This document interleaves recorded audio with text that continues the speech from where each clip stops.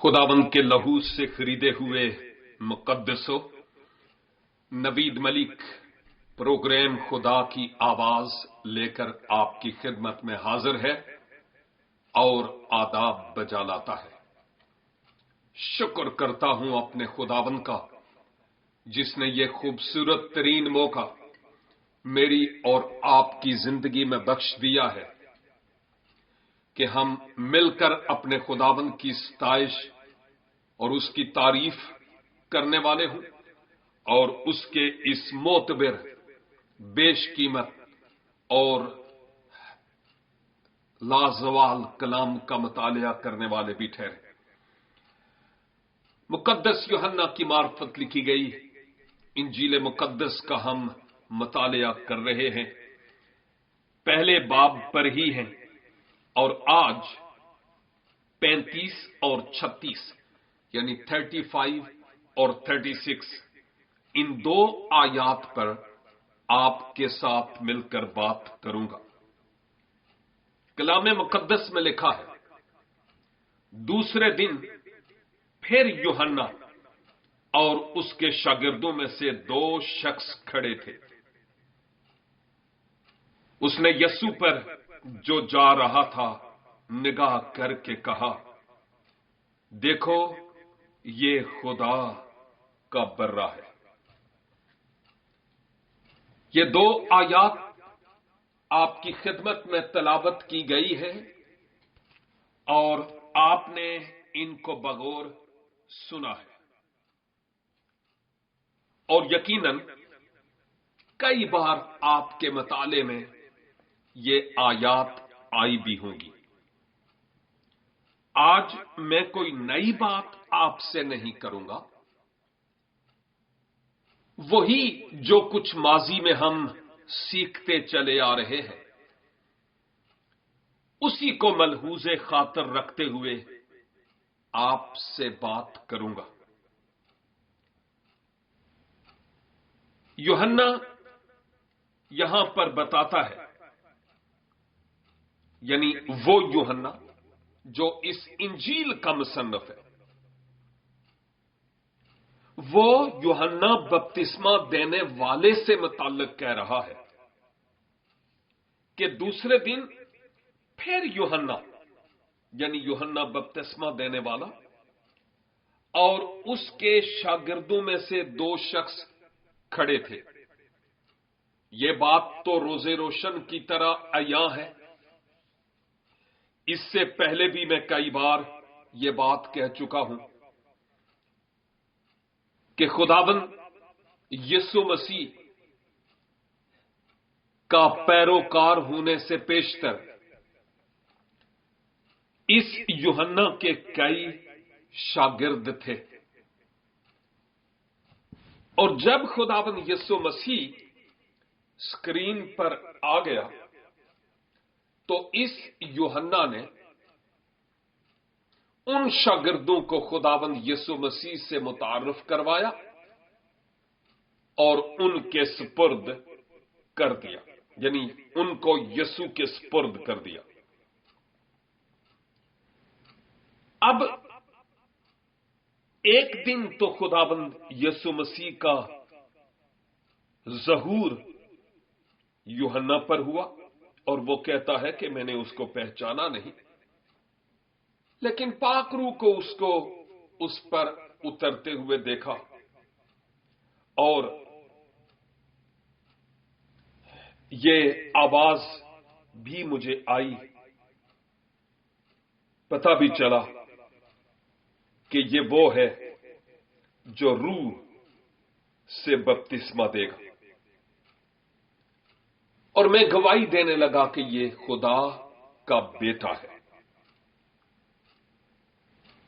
लेकिन इस आयत के मुताबिक हम ये देखते हैं कि अब अगले दिन क्या हुआ। यूहन्ना बपतिस्मा देने वाला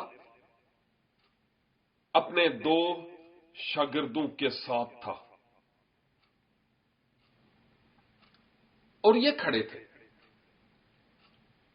तो क्या होता है کہ اس نے یسوع پر جو جا رہا تھا نگاہ کر کے کہا، دیکھو یہ خدا کا برہ ہے۔ ایک تو یہ کہ ایک یعنی پہلے باب کی 29 آیت میں ہم دیکھ چکے ہیں کہ یوحنا نے یسوع کو اپنی طرف آتے دیکھ کر کہا، دیکھو یہ خدا کا برہ ہے جو دنیا کا گناہ اٹھا لے جاتا ہے۔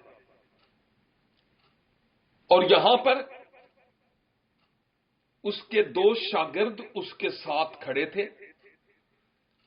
خداوند یسوع مسیح کا ادھر سے گزر ہوتا ہے اور وہ ان شاگردوں سے کہتا ہے، ان سے مخاطب ہو کر کہتا ہے، دیکھو یہ خدا کا برہ ہے۔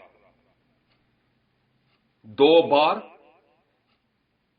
خداوند یسوع مسیح کے برہ ہونے کی اس نے تصدیق کی ہے۔ اب خداوند یسوع مسیح اس وقت برہ کی صورت میں تو نہیں تھا، وہ تو انسانی لبادے میں تھا، لیکن جو بات کہی جا رہی ہے روحانی پہلو کے اعتبار سے کہ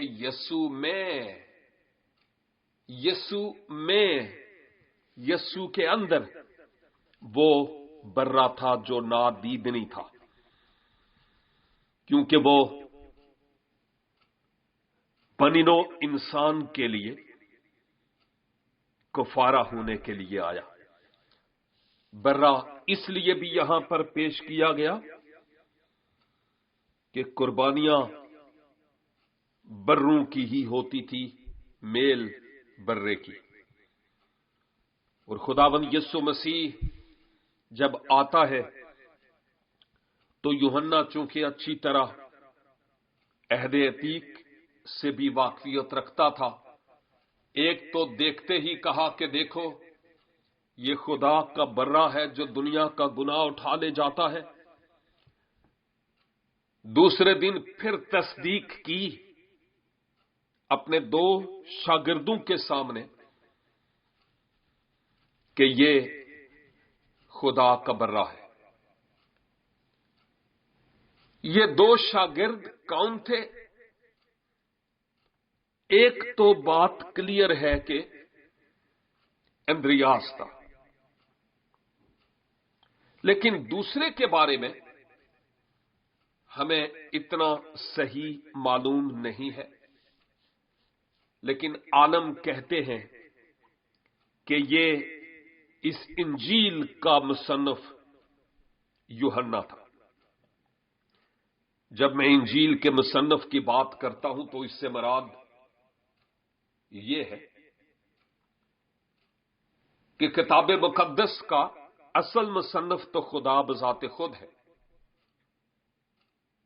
لیکن اس نے اس یوحنا کو چن لیا، الگ کر لیا تاکہ وہ اس انجیل مقدس کے پیغام کو تحریر کرے۔ یہ کلیئر اور واضح بات ہے جو کلام مقدس میں ہمیں نظر آتی ہے۔ عزیزو، اس کے ساتھ ساتھ یوحنا کی جو بپتسمہ دینے والا تھا، عاجزی اور انکساری کی پھر سے ایک جھلک نظر آتی ہے کہ یوحنا یہاں پر کوئی اپنی بات نہیں کر رہا، اپنا لوہا نہیں منوا رہا، بلکہ وہ جانتا تھا کہ میں کس کے لیے راہ تیار کرتا تھا اور وہ کون ہے، اور اس کی بات کرتے ہوئے کہتا ہے کہ دیکھو یہ خدا کا برہ ہے، اور وہ اسی کی طرف ان کی توجہ مبذول کرواتا ہے۔ آج کی اس دنیا میں لازم ہے کہ میں اور آپ اپنی توجہ خداوند یسوع مسیح کی طرف مبذول کروانے والے ہوں، کسی دوسری تیسری طرف نہیں بلکہ خداوند کی طرف دیکھنے والے ہوں، اور اپنے آپ کو اسکرین پر نہیں بلکہ ہم میں ہمارے وسیلہ سے، ہماری گفتار کے وسیلہ سے خداوند یسوع مسیح نظر آنا چاہیے۔ یہ حقیقت ہے خداوند کے پاک کلام کی،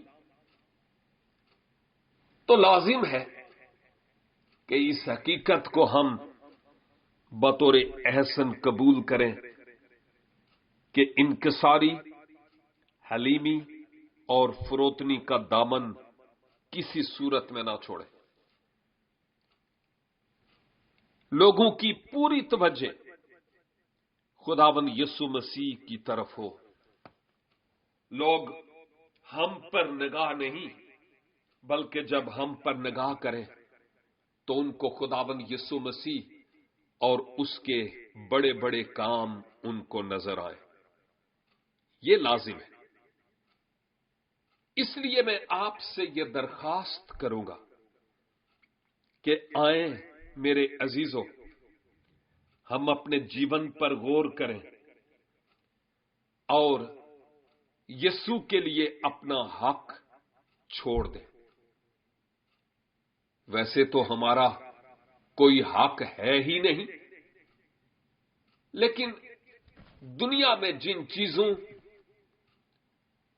اور ایسی باتیں جن کو ہم نے گلے لگایا ہوا ہے اور خداوند یسوع مسیح سے زیادہ ہماری زندگی میں سبقت لے جاتی ہے، ان کو ذرا درجہ دوم دیں، لیکن خداوند یسوع مسیح کو ہماری زندگی میں پہلا درجہ حاصل ہونا ضروری ہے۔ میرے عزیز بھائیوں اور بہنوں، آئیں ہم ہر طرح کی ناراستی سے باز آ کر خداوند کو اپنے جیون میں اہم ترین درجہ دینے والے ہوں اور اس کو موقع دیں کہ وہ ہماری زندگی میں کام کرے۔ بار بار یوحنا کی وہ بات یاد آتی ہے کہ ضرور ہے کہ ہم گھٹیں اور وہ بڑھے، اور وہ بڑھنا چاہتا ہے بشرطے کہ ہم اپنی زندگی میں اس کو اول مقام دیں۔